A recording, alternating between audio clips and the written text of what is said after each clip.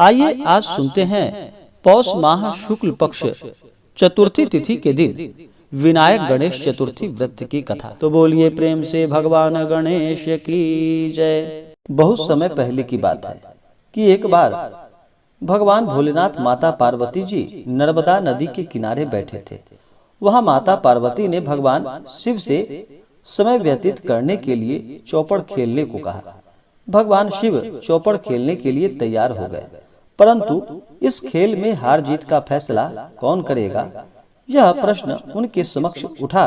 तो भगवान शिव ने कुछ तिनके एकत्रित कर उसका पुतला बनाकर उसकी प्राण प्रतिष्ठा कर दी और पुतले से कहा कि बेटा, हम चौपड़ खेलना चाहते हैं, परंतु हमारी हार जीत का फैसला करने वाला कोई नहीं है, इसलिए तुम बताना कि हम दोनों में से कौन हारा और कौन जीता। इसके बाद भगवान शिव और माता पार्वती का चौपड़ खेल आरंभ हो गया।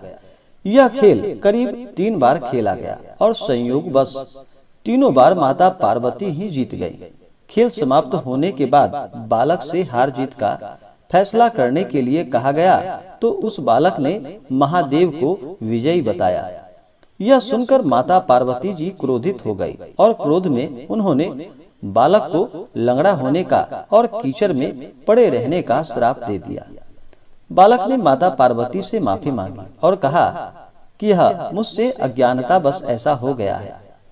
हे माता, मैंने किसी द्वेष भाव से ऐसा नहीं किया। बालक द्वारा क्षमा याचना करने पर माता ने कहा कि यहाँ गणेश पूजन के लिए नाग कन्याएं आएंगी।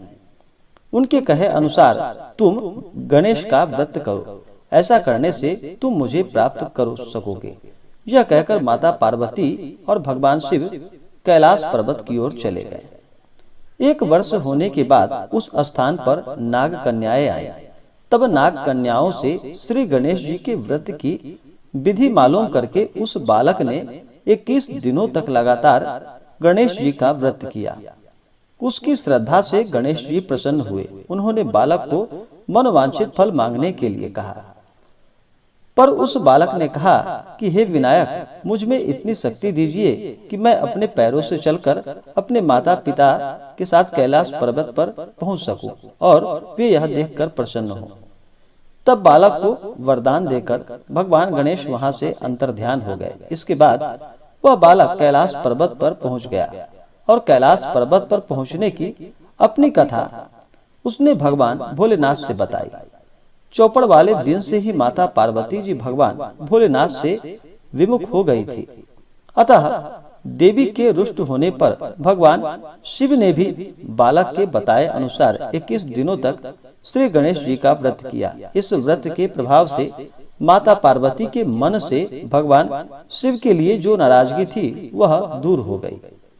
तब यह व्रत विधि भगवान शंकर ने माता पार्वती को बताई। यह सुनकर माता पार्वती के मन में भी अपने पुत्र कार्तिकेय से मिलने की इच्छा जागृत हुई। तब माता पार्वती ने भी 21 दिनों तक श्री गणेश जी का व्रत किया तथा दुर्वा, फूल और लड्डुओं से गणेश जी का पूजन अर्चन किया। व्रत के 21वें दिन कार्तिकेय स्वयं माता पार्वती से मिलने आए। उस दिन से श्री गणेश चतुर्थी का यह व्रत समस्त मनोकामनाओं की पूर्ति करने वाला व्रत माना जाने लगा। इस व्रत को करने से मनुष्य के सभी कष्ट दूर होकर मनुष्य को सुख और समृद्धि की प्राप्ति होती है। तो बोलिए प्रेम से भगवान गणेश की जय, भगवान भोलेनाथ की जय।